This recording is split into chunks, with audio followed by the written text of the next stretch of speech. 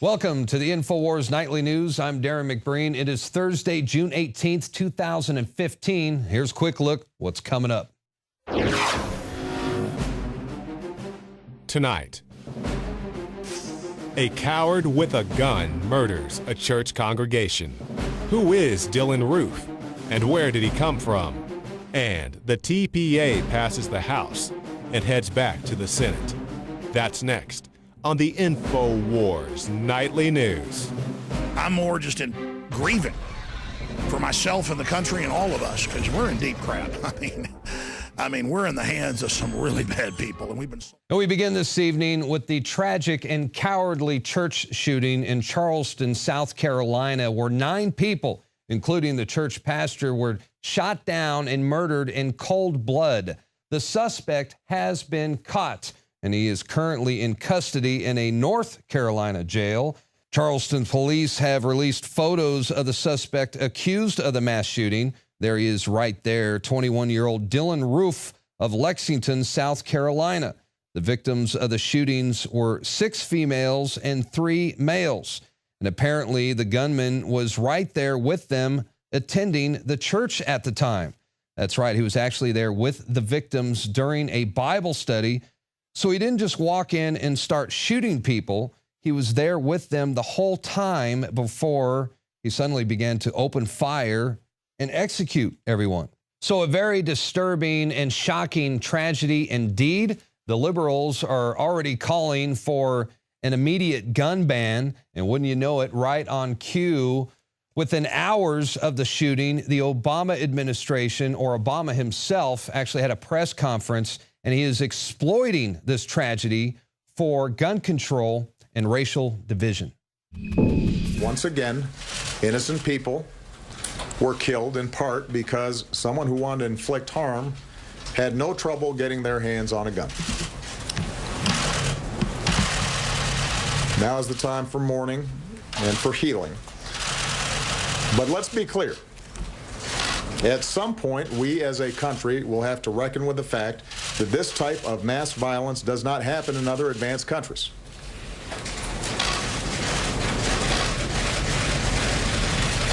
It doesn't happen in other places with this kind of frequency. Nope, not with guns, but with baseball bats and knives, higher. And it is in our power to do something about it. England has 3 times the violent crime rate of the U.S. I say that recognizing the politics in this town foreclose a lot of those avenues right now. This is live. But it'd be wrong for us not to acknowledge it. Within hours of it happening, and at some 9 point, dead. it's going to The be president is out addressing it to hype it. Come to grips with it. Yeah, come to grips. With you giving weapons to Al-Qaeda in Libya and Syria and Egypt to kill hundreds of thousands. The issue of gun violence collectively. And missiles to them. The fact that this took place in a black church obviously also raises questions about a dark part of our history. This is not the first time that black churches have been attacked. And we know that hatred across races and faiths pose a particular threat to our democracy and our ideals. The good news is I'm confident that folks, this is it. They've been hyping race war, pushing it as hard as they can, saying the NRA is the new KKK, even though the NRA was founded in part 50-50 to arm blacks in the South who were being disarmed. In fact, there were calls by liberal groups to disarm whites particularly today, and I just want to point out that that's been done before, but to blacks. In the South, the first gun laws were against blacks. And then when blacks migrated north to Chicago, New York, and D.C., they passed the most draconian laws in the country to disarm blacks.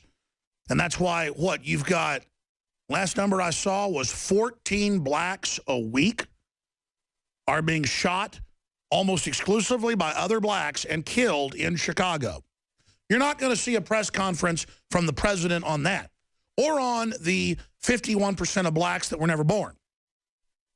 You're going to hear them now say gun ownership, as Michael Moore has been saying, gun ownership is about racist white people. And you go, that doesn't make sense. What's it do with race?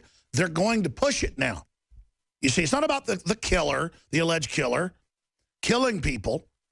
whether he'd used a bomb or a truck or whatever. No, it's the gun did it, and if you've got guns, you want to kill black people.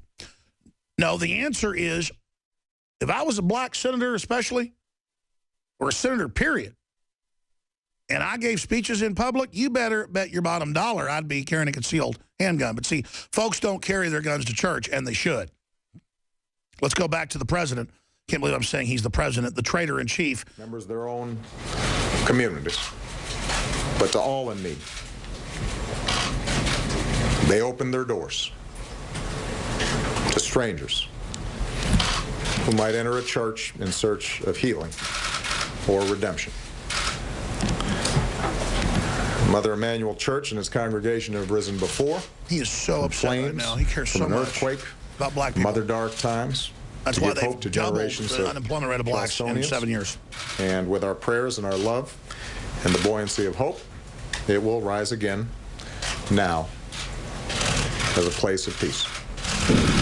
And with us now is David Knight. And David, this is all too predictable by the Obama administration and the left to use this tragedy as an excuse to disarm the American people, not only to disarm us, but to further divide us. Absolutely. They always use the crisis. They've said that many times. And of course, there's other things going on that I think shed light on why they would want to have a race war. Of course, we've got the financial situation that's unfolding in Europe with Greece. Looks like that's a major situation there, as well as these secret trade treaties that are being negotiated. Which you're not going to hear too much about the next couple days, by the way, because all the media attention is going to be on this shooting. Nobody paid any attention to the fact that fast track was approved by the House of Representatives today. Now, it has to go back to the Senate because they approved it contingent on this unemployment bill. Of course, they know that it's going to cause massive unemployment, so they said, all right, we'll throw a bone to you. We'll give you some temporary extensions to this, and that was a condition in the Senate. That's been taken off in the House, so that has to be renegotiated. But of course, as you pointed out, this is really about setting up a race war. Yes. And we saw how this played out 22 years ago in South Africa, as I talked to Alex Jones earlier today about it. And of course, in that situation, it was a white minority that was trying to hang on to power.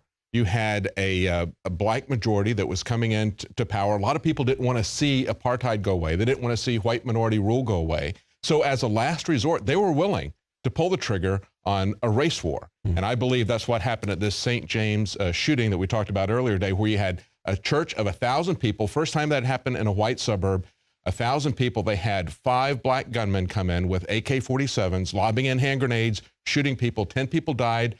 53 were wounded. Massive attack. What stopped it was a man with a gun. One man with a .38 was carrying a gun, and he shot back. At that point, they fled. They had Molotov cocktails that they were prepared to use. They were going to use that against the crowd. They were going to burn that church down with 1,000 people in it. And of course, interestingly, initial police reports said there were also 2 white gunmen with the 5 black gunmen, but then they changed it so they could have a black versus white narrative, because that would push forward their race war narrative. Well, absolutely. And going back to the gun shooting here, this is very provocative because black churches have been targeted in the past. It reminds me of the church bombings in the 60s and the early 70s here in America. And there's been bomb threats today. There's bomb threats today. Afternoon, By the way, I was going to point out that some of those church bombings back in the 60s and 70s were carried out by Obama's friends in the Weather Underground, Exactly. But this is very, very dangerous because there is a lot of racial tension going on right now. Of course, the Obama administration is there to throw fuel on the fire, but I think, what do you think? How are they going to use this tragedy, obviously, to further escalate racial tensions, but could it lead to civil war? Because not everyone's going to give up their guns so easily. Yeah, they take something, a school shooting, for example, is something that really hits people at a visceral level, okay? When somebody goes into a prayer meeting and sits there for an hour praying with people, they're talking about God, Jesus, the Bible, and then he stands up and starts killing people, and then tells somebody, leaves a message to make sure this gets out. And then today we've got these bomb threats, 3 of them, one of them in the courthouse where they've got the media gathered, and 2 more at churches that were having vigils. And of course, anybody can call in a bomb threat. So anyone who wants to escalate this into a race war can do that. It's very easy to do that. It takes a lot to push back and to get people to understand that's not where we want to go. That's not the path that we want to follow. That's right. And Joseph P. Riley Jr., the longtime Democrat mayor of Charleston, South Carolina, well, he's already blaming the Second Amendment. And he says there's far too many guns out there and there needs to be a major national effort for gun control. And of course, he's not alone. His voice is basically echoed throughout the entire left.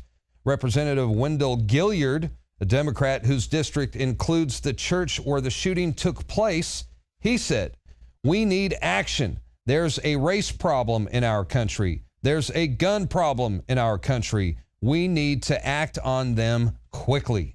So they are moving very fast right now to link racism with gun violence. Leftists pounced on the Charleston shooting before the bodies were even cold to push their twin agenda of gun control and racial division. Liberals are hastily exploiting this tragic incident to fabricate the myth that there are armies of white people waiting to commit violent hate crimes against blacks. They're even advocating that only white people be disarmed, an inverse of early racist gun control laws which targeted black people. The reality is somewhat different. Here's what they're not telling you. There's no wave of hate crimes being committed by whites against black people. Justice Department figures show that black people comprise 13% of hate crime victims, a figure in line with their population numbers. White people, on the other hand, comprise 65% of hate crime victims.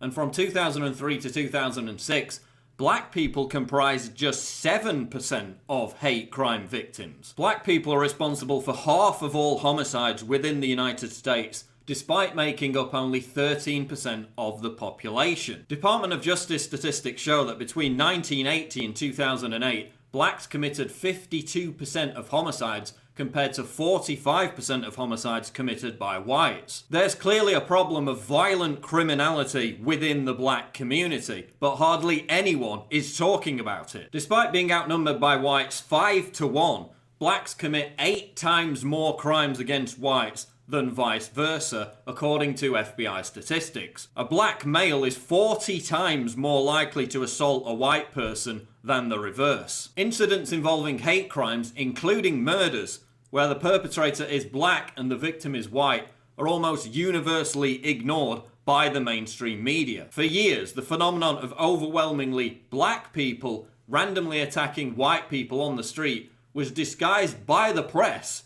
calling it the knockout game, when in reality it represented a disturbing wave of violent black on white hate crime. And once again, we're seeing this dumb argument made by liberals who claim that the Charleston shooting isn't being called an act of terrorism simply because the perpetrator is white. They seem to be incapable of visiting dictionary.com and finding out that terrorism means to use violence to coerce for political purposes, particularly targeting institutions of government. Newsflash: when white guys commit acts of terror which are politically motivated, they are labeled terrorists. Bill Ayers, Ted Kaczynski, Timothy McVeigh, Eric Robert Rudolph. They were all denounced as terrorists. When Ishmael Abdullah Brinsley shot 2 NYPD cops in the head last December in a Black Lives Matter revenge attack, which was clearly politically motivated, he wasn't called a terrorist.